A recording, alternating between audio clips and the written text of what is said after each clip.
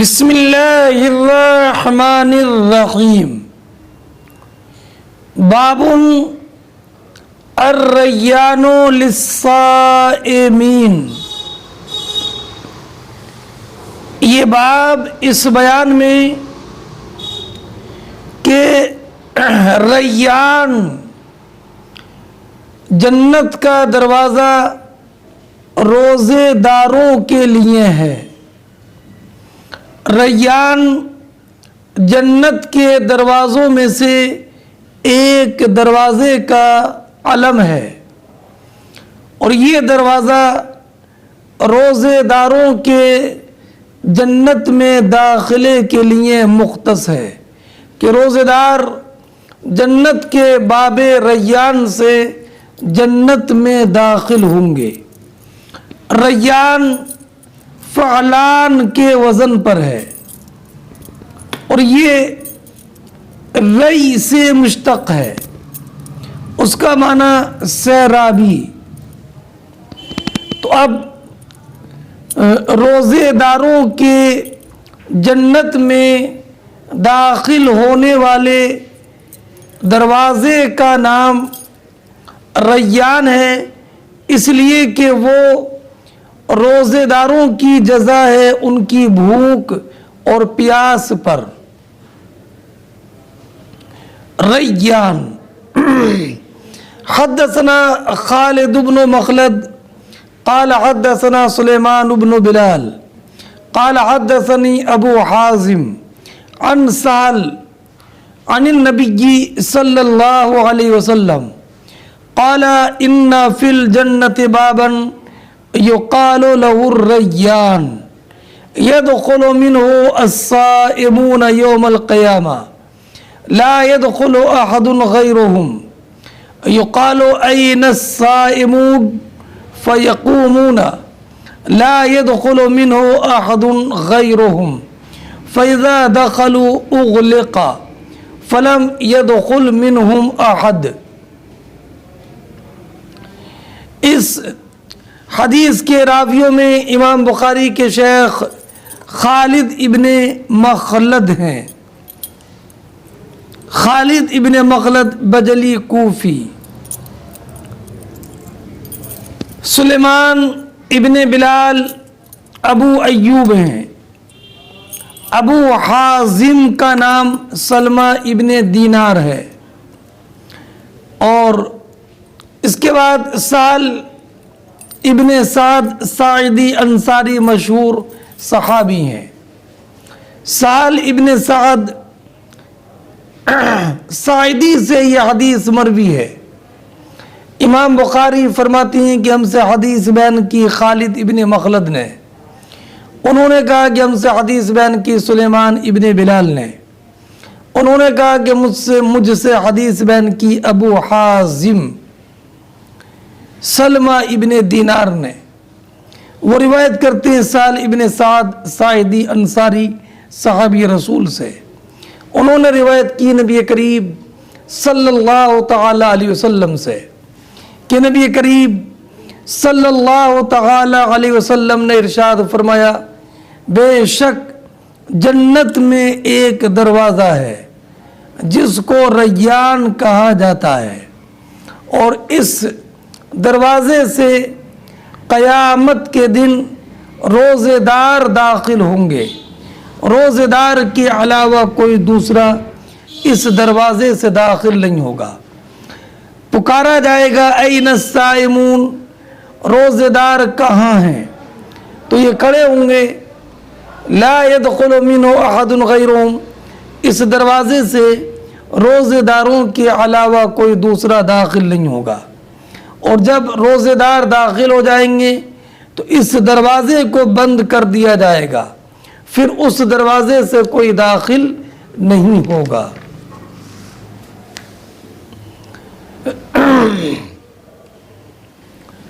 اس حدیث میں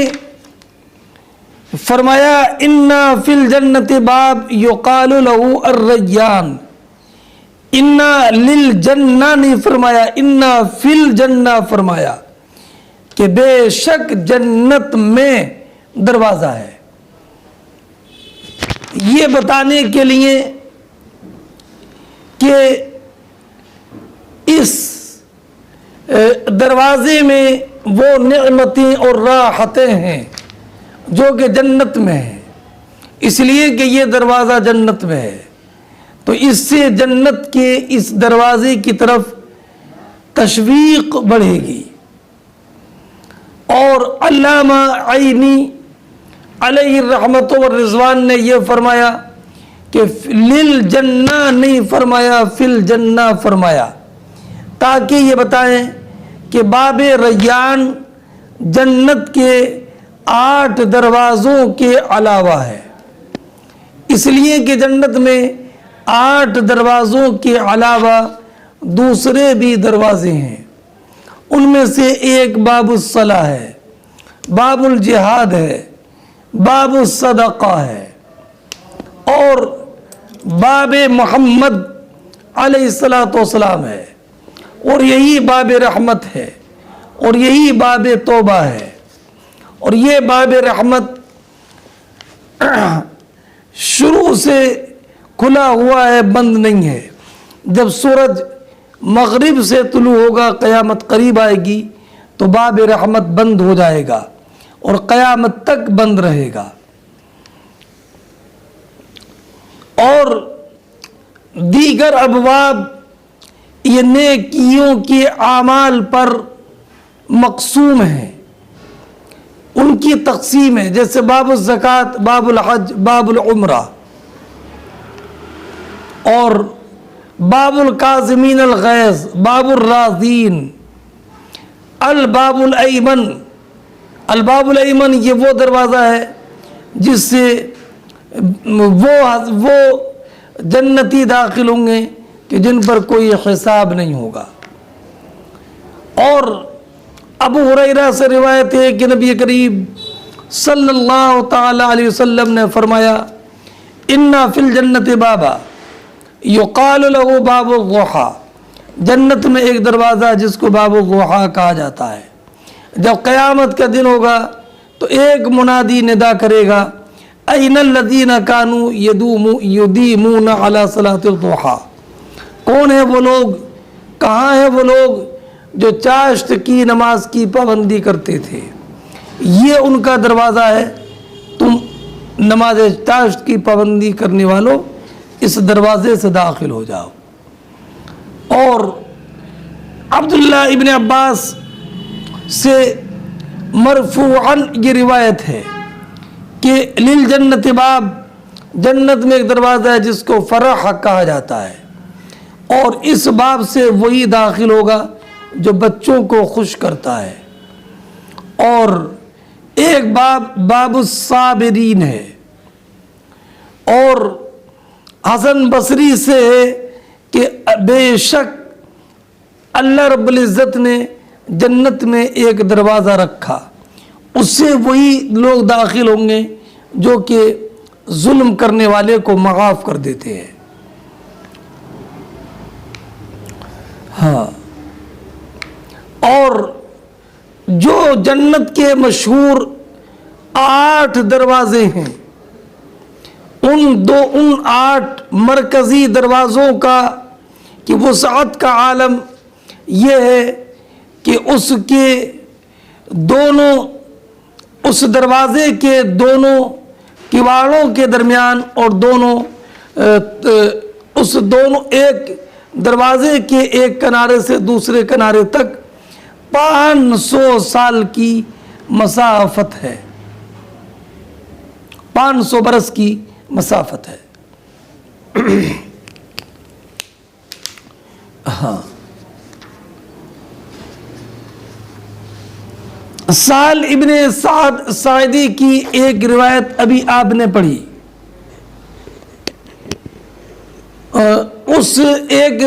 اسی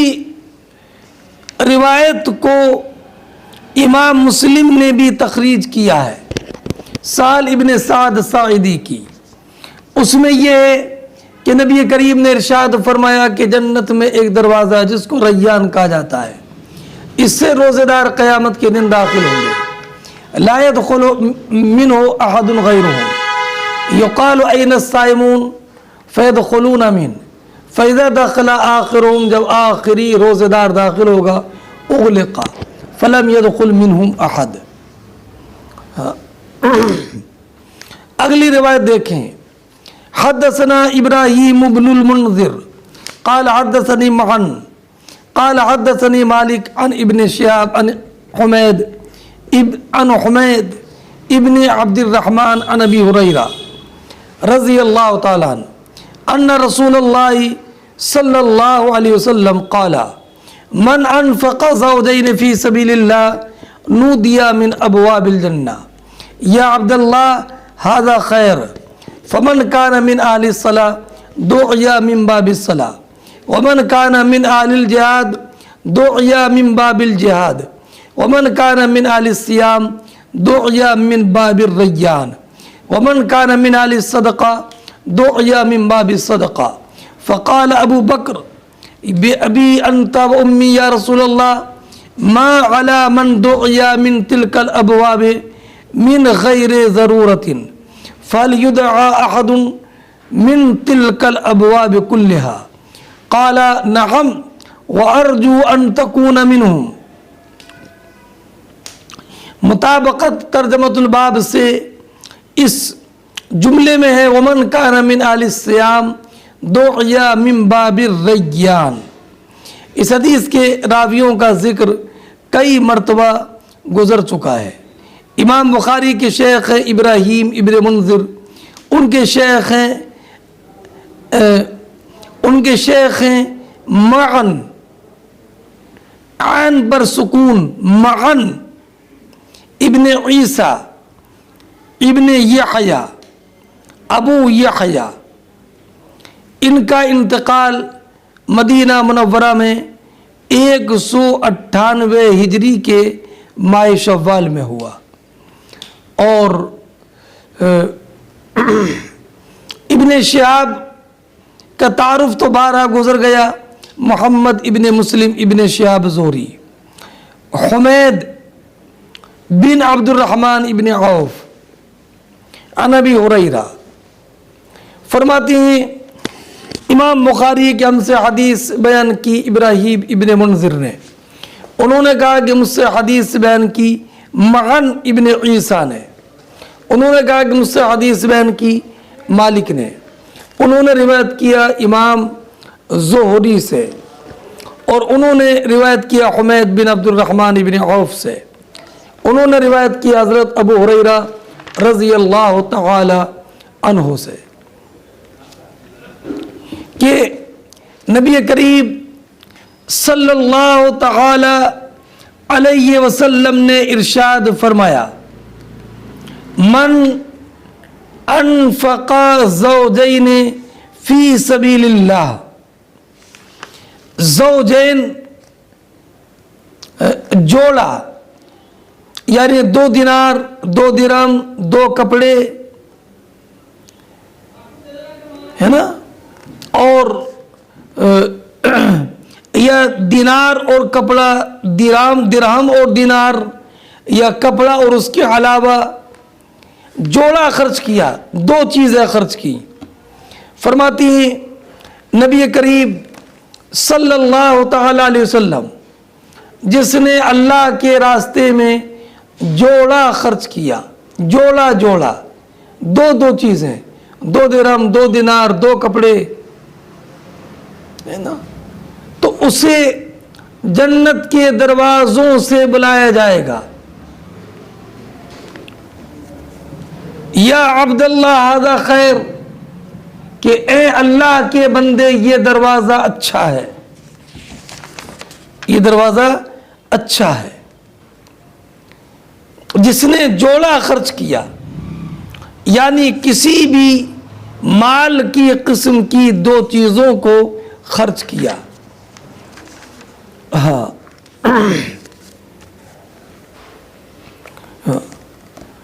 तो उसको जन्नत के दरवाज़ों से बुलाया जाएगा और कहा जाएगा ए अल्लाह के बंदे ये बेहतर दरवाज़ा है।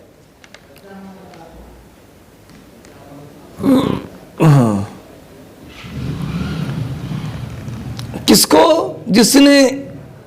جوڑا خرچ کیا. جوڑے کا مطلب سمجھ گئے کہ اگر گھوڑے والا ہے تو 2 گھوڑے خرچ کر دے, 2 اونٹ والا ہے تو 2 اونٹ اللہ کی راہ میں خرچ کرے, صدقہ کر دے, یا اگر گائے والا ہے تو 2 گائے اللہ کی راہ میں صدقہ کر دے. ہاں,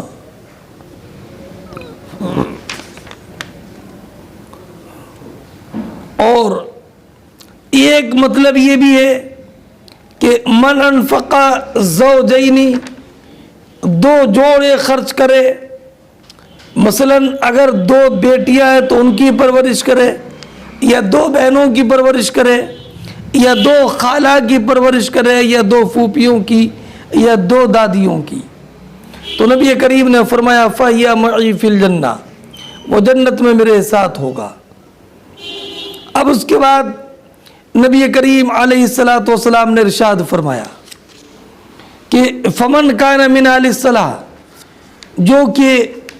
نمازی ہوگا, جو شخص نمازی ہوگا اسے نماز کے دروازے سے بلایا جائے گا. اور فرمایا ومن کان من اہل الجہاد, اور جو اہل جہاد سے ہوگا اس کو باب جہاد سے بلایا جائے گا. اور جو روزہ دار ہوگا اس کو باب ریان سے بلایا جائے گا. اور جو صدقہ دینے والا ہوگا اس کو باب صدقہ سے بلایا جائے گا. تو حضرت ابو بکر صدیق رضی اللہ تعالی عنہ نے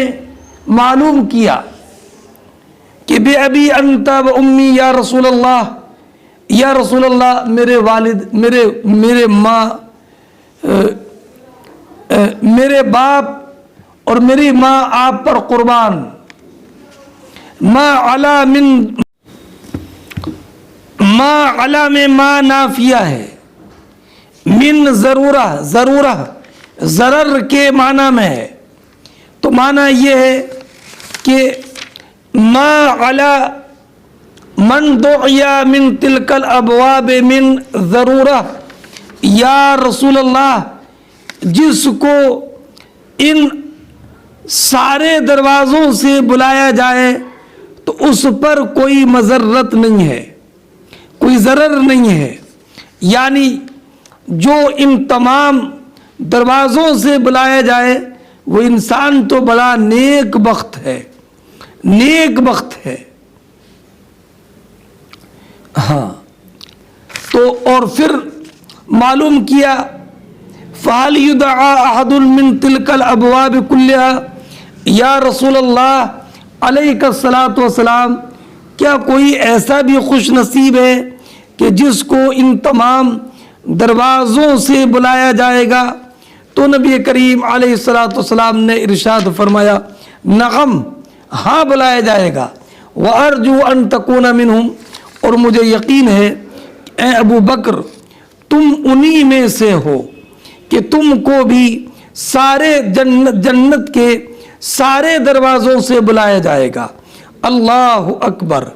یہ حضرت ابو بکر صدیق رضی اللہ تعالی عنہ کی عظیم فضیلت ہے. اور اس سے یہ بھی معلوم ہوا کہ ابو بکر صدیق رضی اللہ تعالی عنہ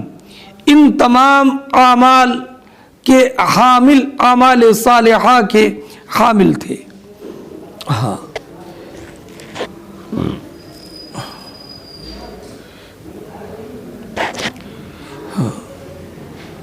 اور یہ بھی یاد رکھیے کہ جو نیکیوں کے اعمال, نیکیوں کے جو نیک اعمال جو ہیں وہ اکثر ایک انسان میں سب جمع نہیں ہوتے, اور بے شک ان میں سے اگر کسی کے لیے کوئی ایک نیکی کا دروازہ کھل جاتا ہے تو دوسرے نیکی کے دروازے سے وہ محروم ہوتا ہے. مگر کبھی بہت کم انسان ایسے ہوتے ہیں کہ جن کے لیے تمام نیکیوں کے دروازے کھل جاتے ہیں. اور ابو بکر صدیق رضی اللہ تعالی عنہ بھی انہی خوش نصیب صحابہ میں سے ہیں۔ ہاں یہ بات ذہن نشین رہے کہ جس کو تمام دروازوں سے بلایا جائے گا تو اس کا مطلب یہ نہیں ہے کہ وہ تمام دروازوں سے داخل ہوگا، اس لیے کہ دخول تمام دروازوں سے ایک ساتھ محال ہے، بلکہ مراد یہ ہے کہ وہ جس دروازے سے چاہے اس دروازے سے داخل ہو جائے۔ اور علامہ کرمانی نے یہ فرمایا کہ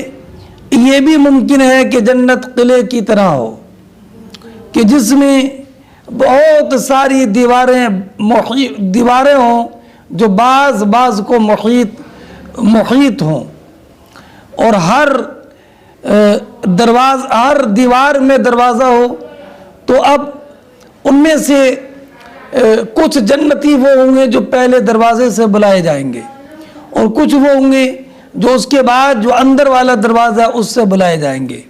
اور کچھ وہ ہے جو اس سے بھی اندر والا دروازہ ہے اس سے بلائے جائیں گے۔ تو اب چونکہ ایک دیوار میں ایک ہی دروازہ ہوا، اس لیے دخول ایک ساتھ تمام دروازوں سے نہیں ہوگا، بلکہ درجہ بدرجہ ایک دروازے سے ہوگا۔ علامہ عینی علیہ رحمت و رضوان نے فرمایا کہ یہ عقلاً تو بعید نہیں ہے،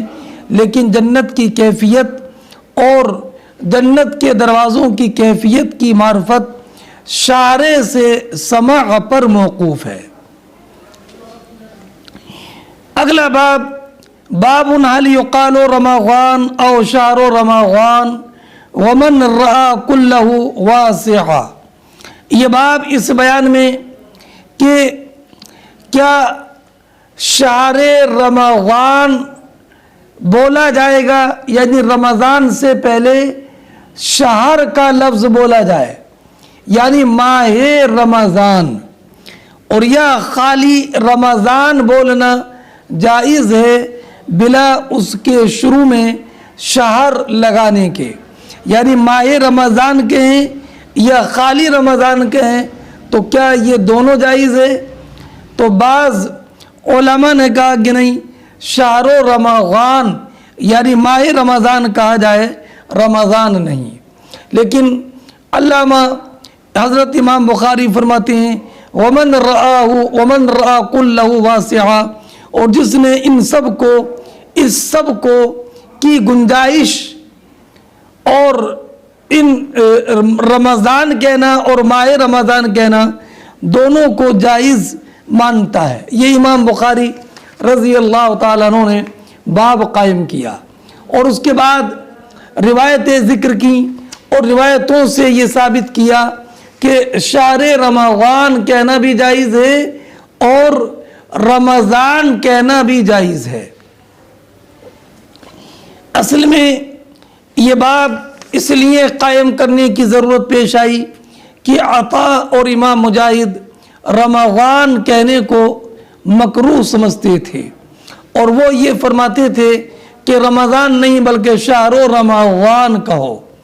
اس لیے کہ قرآن کریم میں شہر رمضان کا لفظ ہے، شہر رمضان الذی انزل فیہ القرآن۔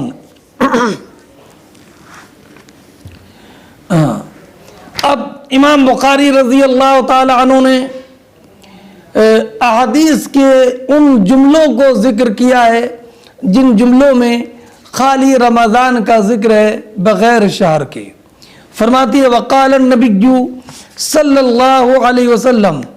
من صام رمضان، تو یہاں پر من صام شہر رمضان نہیں ہے بلکہ من صام رمضان ہے، اور یہ ٹکڑا اس انسان کے قول کی صحت کی دلیل ہے جو رمضان کہتے ہیں بلا شہر کی قید کے۔ وقال، اور نبی کریم علیہ الصلاۃ والسلام نے فرمایا لا تقدموا رمضان، کہ رمضان سے پہل نہ کرو، رمضان پر مقدم نہ ہو، یہ تعلیق ہے، اس کو امام بخاری نے ابو ہریرہ کی حدیث میں بیان کیا ہے جو ان قریب آ رہی ہے۔ یہ بھی لا تقدموا رمضان ہے، لا تقدموا شہر رمضان نہیں ہے۔ حدثنا قتيبة قال حدثنا اسماعيل بن جعفر عن ابي سهيل عن ابي هريرة ان رسول الله صلى الله عليه وسلم قال اذا جاء رمضان فتحت ابواب الجنہ، کہ جب رمضان آتا ہے تو جنت کے دروازے کھول دیے جاتے ہیں۔ یہاں پر بھی اذا جاء رمضان بغیر شہر کے خالی رمضان ہے، اذا جاء رمضان۔ اس حدیث کے راویوں میں قتیبہ ابن سعید ہیں، دوسرے اسماعیل ابن جعفر ابن ابی کثیر ہیں، تیسرے ابو سہیل ہیں، ان کا نام نافع ابن مالک ابن ابی عامر ہے، اور چوتھے جو ہیں وہ ابو مالک ابن ابی عامر ہیں، تابعی کبیر ہیں، انہوں نے حضرت عمر رضی اللہ تعالیٰ عنہ کا زمانہ پایا۔ پانچویں ابو ہریرہ ہے۔ فرماتی ہے ابو ہریرہ کہ نبی کریم صلی اللہ تعالی علیہ وسلم نے ارشاد فرمایا کہ جب رمضان آتا ہے تو جنت کے دروازے کھول دیے جاتے ہیں۔ اور پوری روایت یوں ہے کہ نبی کریم علیہ الصلوۃ والسلام نے ارشاد فرمایا اذا جاء رمضان، جب رمضان کا مہینہ آتا ہے تو جنت کے دروازے کھول دیے جاتے ہیں، وغلقت ابواب النار، اور جہنم کے دروازے بند کر دیے جاتے ہیں، وصفدت الشیاطین، اور شیاطین کو جکڑ دیا جاتا ہے۔ اور یا تو جنت کے دروازے کھلنے سے مراد حقیقتاً جنت کے دروازے کھلنا ہے، تاکہ جنت کے دروازے کھل جاتے ہیں جن میں بندوں کے مومنین کے اعمال صالحہ بلند ہوتے ہیں، اور ان دروازوں سے رحمت کا نزول ہوتا ہے۔ اور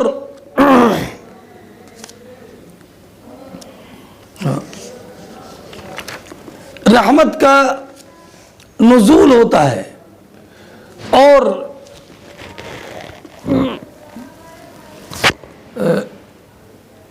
ایسے ہی جہنم کے دروازوں کا بند ہونا اور شیاطین کا زنجیروں میں جکڑنا بھی حقیقی معنی پر محمول کیا جائے۔ اور ایک بعض علماء نے یہ کہا کہ جنت کے دروازے کھولنے سے مراد یہ ہے کہ رمضان کے مہینے میں طاعت اور عبادت کی کثرت ہوتی ہے، اس لیے کہ کثرت عبادت جنت تک پہنچاتی ہے۔ اور یہ بھی کہ جنت کے دروازے کھولنے سے مراد یہ ہے کہ اللہ رب العزت جل جلالہ اپنے بندوں پر ان اعمال کو آسان فرما دیتا ہے، کھول دیتا ہے جو جنت تک پہنچانے والے ہیں، جیسے روزے، نماز، تلاوت قرآن۔ اور یہ کہ جنت کے دروازے کھولے جانے سے مراد یہ ہے کہ رمضان میں جنت کا راستہ آسان ہو جاتا ہے، اور رمضان میں اعمال قبولیت سے زیادہ قریب ہوتے ہیں۔ حدثنی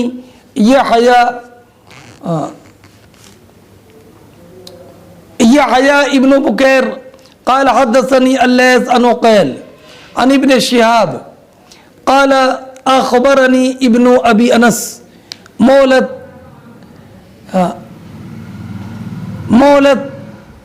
تيميجينا ان اباه حدثه انه سمع ابا هريره يقول قال رسول الله صلى الله عليه وسلم اذا دخل شهر رمضان فتحت ابواب السماء وغلقت ابواب جہنم وسلسلت الشیاطین۔ یہ پہلے والے طریق سے اتم طریق ہے، اس میں مطابقت ترجمۃ الباب سے اذا دخل شہر رمضان میں ہے، اس لیے کہ اس میں شہر کا ذکر ہے، تو اس سے معلوم ہوا کہ رمضان بلا شہر کے بولنا بھی جائز ہے اور رمضان شہر کے ساتھ بولا جائے یہ بھی جائز ہے۔ اس حدیث کے راوی 7 ہیں، یحییٰ ابن بکیر، ان کا ذکر کئی مرتبہ گزر گیا، لیث ابن سعد، عقیل ابن خالد، محمد ابن مسلم ابن شہاب زہری، ابن ابی انس، یہ ابو سہل نافع ابن ابی انس ابن مالک ابن ابی عامر ہیں، اور ساتھ میں ان کے والد مالک ابن ابی عامر ہیں، اور ساتھ میں حضرت ابو ہریرہ رضی اللہ تعالی عنہ ہیں۔ اور ایک بات آپ یاد رکھیں کہ ابو انس یہ حضرت امام مالک کے چچا تھے، ہاں، اور ابو انس سے مراد مالک ابن ابو عامر۔ ابو عامر مکہ معظمہ آئے تو حضرت طلحہ ابن عبید اللہ رضی اللہ تعالیٰ عنہ کے بھائی عثمان ابن طلحہ کے حلیف بن گئے، اس لیے مولت تیمیین کہلانے لگے۔ حضرت امام مالک فرمایا کرتے تھے، ہم آل تیم کے موالی نہیں، ہم قبیلہ اصبع کے عرب ہیں، مگر ہمارے دادا آل تیم کے حلیف بن گئے تھے، اس لیے ہم کو لوگ مولا آل تیم کہنے لگے۔ ہاں، فرماتی ہیں کہ ابو ہریرہ جب ماہ رمضان آتا ہے، ماہ رمضان آتا ہے تو جنت کے دروازے کھول دیے جاتے ہیں، تو آسمانوں کے دروازے کھول دیے جاتے ہیں، اور پہلی روایت میں تھا فتحت ابواب الجنہ، تو علامہ ابن بطال نے کہا کہ یہاں پر آسمان سے مراد جنت ہے، اس لیے کہ سما کے مقابل جہنم کا ذکر ہے۔ اور ایک روایت میں ابواب الرحمہ کہ رحمت کے دروازے کھول دیے جاتے ہیں، اور اس میں کوئی تعارض نہیں ہے، اس لیے کہ آسمانوں کے دروازوں ہی سے تو جنت تک پہنچا جاتا ہے، اس لیے کہ جنت آسمان کے اوپر ہے اور اس کی چھت عرش الرحمن ہے، اور ابواب رحمت کا اطلاق ابواب الجنت پر بھی ہوتا ہے، اس لیے کہ نبی کریم علیہ الصلوۃ والسلام نے ارشاد فرمایا کہ جنت کے لیے انت رحمتی ارحم بک من اشیاء من عبادی، جنت کے دروازے کھولنے کا فائدہ یہ ہے کہ فرشتوں کو واقف کرانا ہے روزے داروں کے اچھے افعال پر، اور یہ اللہ رب العزت کی طرف سے ان کے لیے منزلت عظیمہ ہے۔ اور یہ بھی کہ جب انسان یہ جان لے گا کہ نبی کریم علیہ الصلوۃ والسلام نے ارشاد فرمایا کہ رمضان کے مہینے میں جنت کے دروازے کھول دیے جاتے ہیں، تو وہ اس مہینے میں عبادت اور طاعت اور روزوں میں کثرت کی طرف اس کا شوق پیدا ہوگا، اور جہنم کے دروازے بند ہو جاتے ہیں، اس لیے کہ روزہ یہ ڈھال ہے، لہذا جہنم کے دروازے بند ہو جاتے ہیں، اس لیے کہ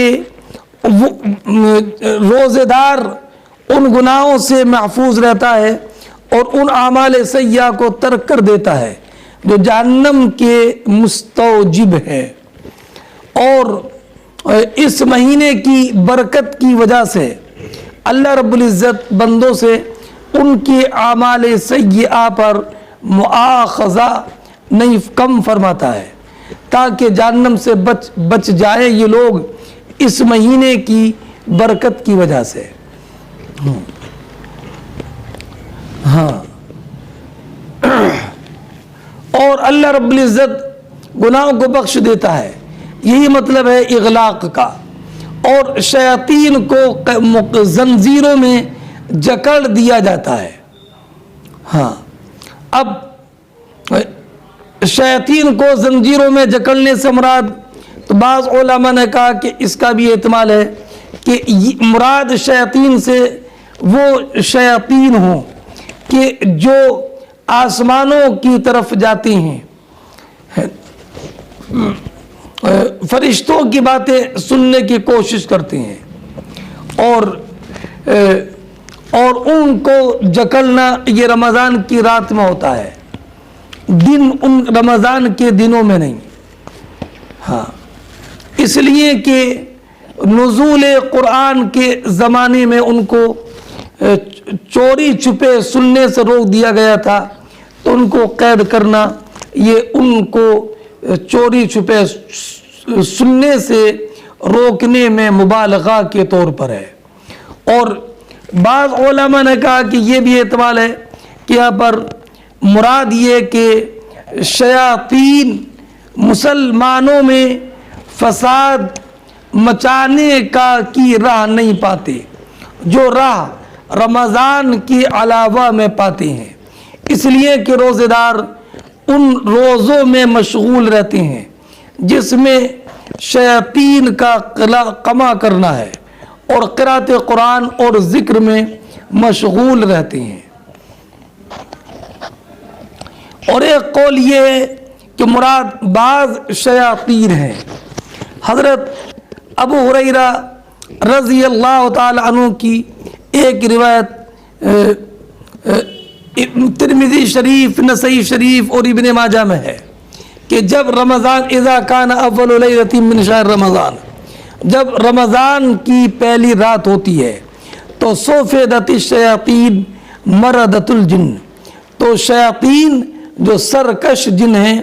ان کو زنجیر میں جکڑ دیا جاتا ہے۔ اور ایک ہے وَتُغَلُّ فِيهِ مَرَدَةُ الشَّيَاطِينِ، ابو ہریرہ کی روایت ہے کہ سرکش شیاطین کے گلوں میں توق ڈال دیا جاتا ہے۔ اور ایک قول یہ ہے کہ شیاطین جکڑنے سے مراد یہ ہے کہ وہ لوگوں کو شہوتوں کی تزیین اور ان کو اغوا کرنے سے عاجز ہو جاتے ہیں۔ اب رہا یہ معاملہ کہ اگر شیاطین زنجیروں میں جکڑ دیے جاتے ہیں تو رمضان کے مہینے میں تو شر و معاصی نہیں ہونا چاہیے، حالانکہ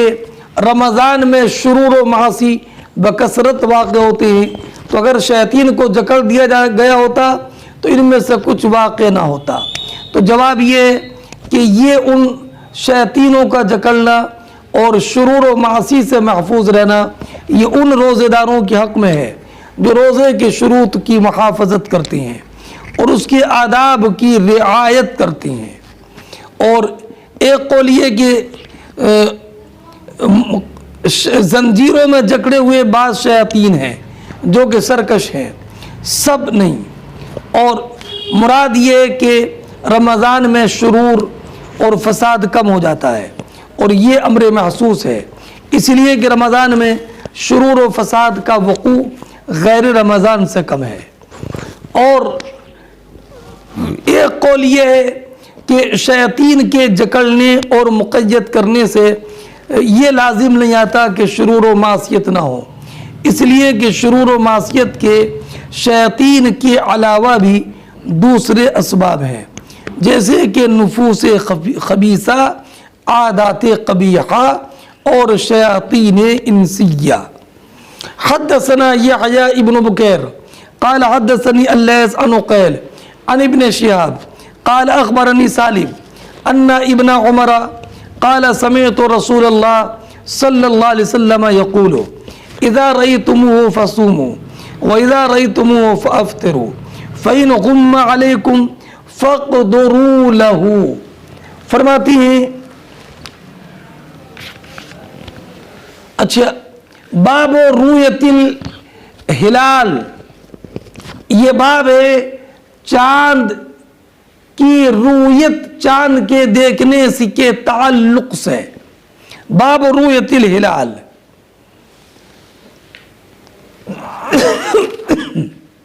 اور اس باب کے تحت امام بخاری رضی اللہ تعالیٰ عنہ نے یہ روایت ذکر کی ہے۔ فرماتے امام بخاری ہم سے حدیث بیان کی یحییٰ ابن بکیر نے، انہوں نے کہا کہ ہم سے حدیث بیان کی لیث نے، انہوں نے روایت کیا عقیل سے، انہوں نے ابن شہاب زہری سے، انہوں نے کہا کہ مجھے خبر دی سالم نے کہ عبداللہ ابن عمر رضی اللہ تعالیٰ عنہما نے فرمایا کہ میں نے نبی کریم علیہ الصلوۃ والسلام کو یہ ارشاد فرماتے ہوئے سنا کہ اذا رأیتموہ فصوموا، کہ جب تم رمضان کا چاند دیکھو تو روزہ رکھو، وَإِذَا رَأَيْتُمُوهُ فَأَفْطِرُوا، اور جب شوال کا چاند دیکھو تو روزہ موقوف کر دو، فَإِنْ غُمَّ عَلَيْكُمْ، اگر ابر وغیرہ کی وجہ سے چاند تم سے چھپ جائے، نظر نہ آئے، فَقْدُرُوا لَهُ، تو مہینے کے 30 دن پورے کرو، مہینے کے 30 دن کو پورا کرو۔ یہ حدیث پاک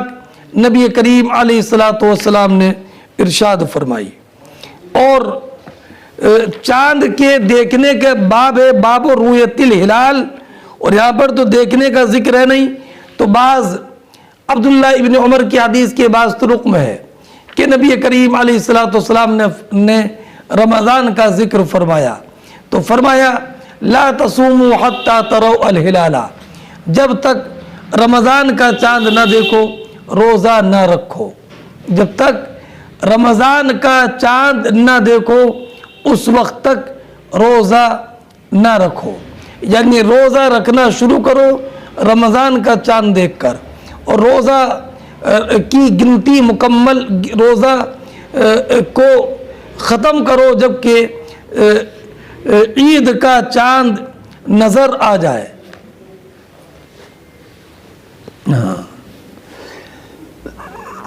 یاد رکھیے کہ رمضان کے کچھ اوصاف عظیمہ ہیں، وہ اوصاف عظیمہ یہ ہیں کہ رمضان میں روزہ رکھنے والے کے جو روزہ ایمان اور طالب ثواب بحالت ایمان طالب ثواب ہو کر رکھے تو اللہ رب العزت اس کے اگلے گناہ معاف فرما دیتا ہے۔ اور یہ بھی کہ رمضان میں جنت کے دروازے کھول دیے جاتے ہیں اور جہنم کے دروازے بند کر دیے جاتے ہیں اور شیاطین کو مقید کر دیا جاتا ہے، اور ادلہ قطعیہ سے یہ بات ثابت ہے کہ رمضان کے مہینے کے روزے فرض قطعی ہیں، اور امام بخاری رضی اللہ تعالی عنہ نے اس باب میں یہ حدیث پیش کی یہ بتانے کے لیے کہ تاکہ یہ معلوم ہو جائے کہ یہ روزے ایام محدودہ میں ہیں، وہ ایام شہر رمضان، اور روزوں کا وجوب متعلق ہے چاند کے دیکھنے سے۔ اس حیثیت سے اس حدیث کو اس مقام پر پیش کرنے کی وجہ ظاہر ہو جاتی ہے، اور ادنا سی مناسبت بھی مطابقت میں کافی ہوتی ہے۔ فرماتی ہیں کہ نبی کریم نے ارشاد فرمایا فَإِذَا رَأَيْتُمُوهُ، ہاں کا مرد الہلال ہے۔ اب الہلال تو ما سبق میں ذکر نہیں ہے، تو یہ نہ کہا جائے کہ اس میں اضمار قبل ذکر ہے، اس لیے کہ سیاق کلام اس پر دلالت کرتا ہے، جیسے وَلِأَبَوَيْهِ لِكُلِّ وَاحِدٍ مِّنْهُمَا السُّدُسُ، وَلِأَبَوَيْهِ میں ہاں کا مرد میت ہے، سیاق کلام سے معلوم ہوتا ہے۔ فَإِنْ غُمَّ عَلَيْكُمْ، اگر یہ چاند تم پر چھپ جائے، غمہ کا معنی جو ہے چھپنا، اسی سے غم ہے، اس لیے کہ غم دل کو چھپا دیتا ہے، اور رجل الاغم اس کو بولتے ہیں کہ جس کی پیشانی بالوں سے چھپی ہوئی ہو، اور سحاب کو بھی غیم کہتے ہیں اس لیے کہ وہ آسمان کو چھپا دیتا ہے، اور غم الہلال بولتے ہیں کہ جب کہ چاند چھپ جائے اور نظر نہ آئے بادل وغیرہ سے چھپنے کی وجہ سے۔ فَقْدُرُوا لَهُ، تو اب تم اس کے لیے اس کی گنتی پوری کرو، کیا کہ 30 دن مکمل کر لو۔ فَقْدُرُوا لَهُ، فقدرو لہو، یعنی اس کے 30 دن مکمل کر لو۔ کس کے؟ اگر شعبان کا چاند رمضان کا چاند ہے تو شعبان کے 30 دن مکمل مانو، اور شوال کا چاند ہے تو رمضان کے 30 دن مکمل مانو۔ ہاں، یہی قول امام اعظم اور امام سفیان ثوری، امام اوزاعی، امام مالک، امام شافعی اور امام محمد، امام قاضی ابی یوسف علیہم الرحمۃ والرضوان کا ہے۔ یعنی پھر کسی نجومی کی بات پر اعتماد نہیں ہوگا، بلکہ اس صورت میں حکم یہ ہے کہ تم 30 دن مکمل کر لو۔ اس حدیث سے یہ معلوم ہوا کہ روزے کا وجوب یا افطار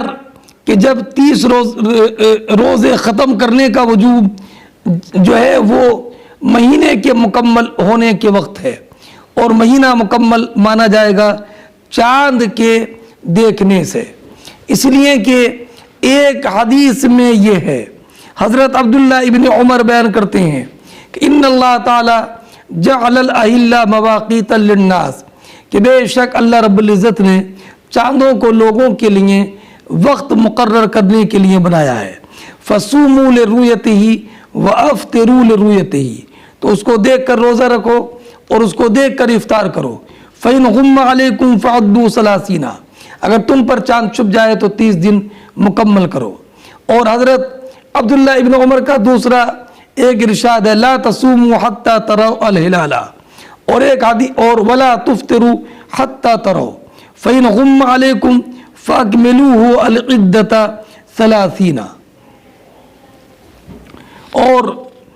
نافع نے عبداللہ ابن عمر سے روایت کی کہ نبی کریم علیہ السلام نے رمضان کے چاند کے لیے فرمایا اذا رأیتموہ فصوموا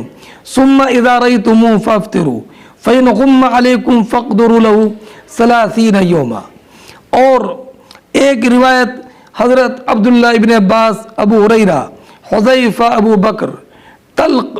حنفی وغیرہ نے حضرت نبی کریم علیہ السلام سے روایت کیا صوموا لرؤیتہ وافطروا لرؤیتہ فإن غم علیکم فاکملوا العدۃ 30۔ اس سے یہ معلوم ہوا کہ اگر چاند نظر نہ آئے تو پھر جو ہے وہ 30 دن مکمل کیے جائیں گے۔ حضرت ابو ہریرہ کی حدیث میں لا تقدم الشہر بیوم ولا بیومین الا یوافق ذلك صوما کان یصومه احدکم صوموا لرؤیتہ وافطروا لرؤیتہ فإن غم علیکم فعدوا 30 ثم افطروا۔ ہاں، ان کے علاوہ حضرت برا ابن عازب، حضرت ام المؤمنین عائشہ صدیقہ، حضرت عمر، جابر، رافع ابن خدیج، عبداللہ ابن مسعود، حضرت عبداللہ ابن عمر، حضرت مولا علی، سمرہ ابن جندب رضی اللہ تعالی عنہم کی حدیث پاک ہے کہ اب گنتی مکمل کرنا ہے 30 دن کی۔ وقال غیرہ عن اللیث قال حدثنی عقیل ویونس لہلال رمضان، فرماتے ہیں وقال غیرہ، امام بخاری فرماتے ہیں کہ یحییٰ ابن بکیر کے غیر نے، اور غیر سے مراد ہیں ابو صالح عبداللہ ابن صالح جو لیث کے کاتب تھے، انہوں نے روایت کی لیث سے۔ قال لیث نے کہا حدثنی عقیل، کہ مجھ سے حدیث بیان کی عقیل ابن خالد ایلی نے، انہوں نے کہا کہ عقیلی نے اور یونس نے، انہوں نے کہا لہلال رمضان، یعنی ابن شہاب زہری سے روایت کی انہوں نے، اور حدیث میں ذکر ہے کہ ابو ہریرہ نے فرمایا رضی اللہ تعالی عنہ، حضرت عبداللہ ابن عمر نے فرمایا کہ نبی کریم علیہ الصلوۃ والسلام کو میں نے سنا سمعت رسول اللہ صلی اللہ علیہ وسلم یقول لہلال رمضان. پہلے تو یہ ذکر تھا سمعت رسول اللہ قال یقول، اس میں لہلال کا ذکر نہیں ہے، مگر یونس اور عقیل نے جو روایت کی ہے امام زہری سے، اور اس میں اس روایت میں یہ ہے کہ نبی کریم علیہ الصلوۃ والسلام نے فرمایا، یونس سے مراد یونس بن زید ایلی ہیں. باب من صام رمضان ایمانا و احتسابا و نیہ. یہ باب اس بیان میں کہ نبی کریم صلی اللہ تعالی علیہ وسلم نے ارشاد فرمایا کہ من صام رمضان ایمانا و احتسابا، کہ جو انسان بحالت ایمان طالب ثواب ہو کر روزہ رکھے، ونیتاً اور نیت کے ساتھ، خلوص نیت کے ساتھ، خلوص نیت کے ساتھ، اس لیے کہ روزہ تقرب الی اللہ ہے اور روزے کے قربت کے طور پر وقوع کے لیے نیت شرط ہے. وقال عائشہ رضی اللہ تعالی عنہ عن النبی صلی اللہ علیہ وسلم یبعثون علی نیاتہم. یہ ٹکڑا ہے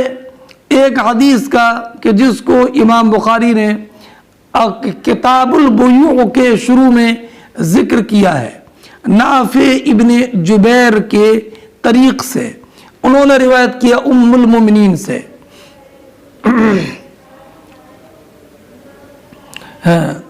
فرمایا، اور یہ حدیث ایک پوری حدیث کا ٹکڑا ہے. ہاں، پوری حدیث یہ ہے کہ نبی کریم علیہ الصلوۃ والسلام نے ارشاد فرمایا کہ ایک لشکر کعبے پر حملہ کرے گا، یہاں تک کہ جب مقام بعیدہ پر ہوں گے تو اول سے لے کر آخر تک سب زمین میں دس جائیں گے. عائشہ صدیقہ ام المومنین نے فرمایا، میں نے عرض کیا یا رسول اللہ سب کیسے دس جائیں گے، حالانکہ ان میں سے سب حملہ کرنے والے نہیں ہوں گے، کچھ ان میں تاجر ہوں گے اور کچھ وہ ہوں گے جو ان میں نہیں ہوں گے. تو نبی کریم علیہ الصلوۃ والسلام نے فرمایا سب لوگ دسیں گے. ثم یبعثون علی نیاتہم، پھر قیامت کے دن اپنی اپنی نیتوں کے اعتبار سے ان کو اٹھایا جائے گا. امام بخاری نے یہاں پر یہ جملہ نقل فرمایا اس بات پر تنبیہ کرنے کے لیے کہ اعمال میں اصل نیت ہے، اور اس حدیث کے ٹکڑے اور جو لفظ نیت و نیت ترجمے میں ہے مطابقت کی وجہ ظاہر ہوتی ہے. یعنی یبعثون علی نیاتہم ہے نا، یعنی ان میں سے جو خود چڑھائی کرنے کے لیے جائیں گے کعبہ پر ان سے مواخذہ ہوگا، اور جو زبردستی جن کو لے جایا جائے گا اور یا جن کی نیت کعبے پر حملہ کرنے کی نہیں ہوگی تو ان وہ نجات پائیں گے. حدثنا مسلم بن ابراہیم قال حدثنا ہشام قال حدثنا یحییٰ عن ابی سلمہ عن ابی ہریرہ رضی اللہ تعالی عنہ عن النبی صلی اللہ علیہ وسلم قال من قام لیلۃ القدر ایمانا واحتسابا غفر له ما تقدم من ذنبه ومن صام رمضان ایمانا واحتسابا غفر له ما تقدم من ذنبه. ابو ہریرہ بیان فرماتے ہیں کہ نبی کریم صلی اللہ تعالی علیہ وسلم نے ارشاد فرمایا کہ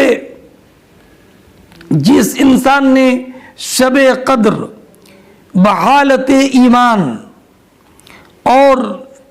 وہ احتسابہ آخرت میں اجر کا طالب ہو کر قیام کیا، نماز نفل پڑھی، غفر له ما تقدم من ذنبی، اس کے پہلے گناہ صغیرہ معاف ہو جائیں گے. ومن صام رمضان ایمانا واحتسابا، اور جس انسان نے بحالت ایمان طالب ثواب ہو کر رمضان کے روزے رکھے تو اس کے بھی اگلے گناہ صغیرہ معاف ہو جائیں گے۔ یہ حدیث کتاب الایمان میں دو ترجمے کے تحت گزر چکی ہے، ایک باب و تطوع قیام رمضان من الایمان اور دوسرا باب و صوم رمضان احتساب من الایمان، وہاں پر اس کی مکمل تشریح گزر چکی ہے۔